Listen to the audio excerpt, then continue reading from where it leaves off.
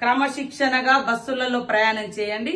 ఇతరులకు ఇబ్బంది కలగకుండా వాళ్ళ పని వాళ్ళు చేసుకుంటే తప్పేంది అని నేను అడిగినందుకు ఇవాళ తెలంగాణ మహిళలను బ్రేక్ డాన్సులు చేసుకోనియండి అంటే ఆ పదము అనేది నీ నోటికెట్లా వచ్చింది కేటీఆర్ అని నేను అడుగుతాను.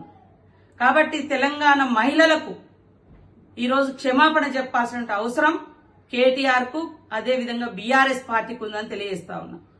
ఇవాళ మేము ఏ పథకాలు చేసినా నచ్చట్లేదు, ప్రజలకు ఉపయోగపడుతున్నాయి, మహిళలు ఆర్థికంగా ఎదగడానికి ఉపయోగపడుతుంది బస్ ప్రయాణం. మీకు ఆలోచన రాలే 10 ఏళ్ళు, మీరు పెట్టలేదు. మేం పెడితే రకరకాల మార్పింగ్ వీడియోలు చేస్తున్నారు, తప్పుడు ప్రచారాలు చేస్తున్నారు. అసలు బస్సు ప్రయాణాలలో చేసేటోళ్ళే తప్పుడు మనుషులను తప్పుడు ప్రచారాలు చేస్తున్నారు మీ సోషల్ మీడియాల ద్వారా. పైనుంచి ఈ రోజు నీ నోటి నుంచి డైరెక్ట్ గా మహిళలు కుటుంబాలు వచ్చి బ్రేక్ డాన్సులు చేసుకోమన్నావు. ఇదేనా నీ సంస్కారం? ఇదేనా మీ తండ్రి నీకు నేర్పిన మహిళల పట్ల గౌరవం? మీ ఇంట్లో కూడా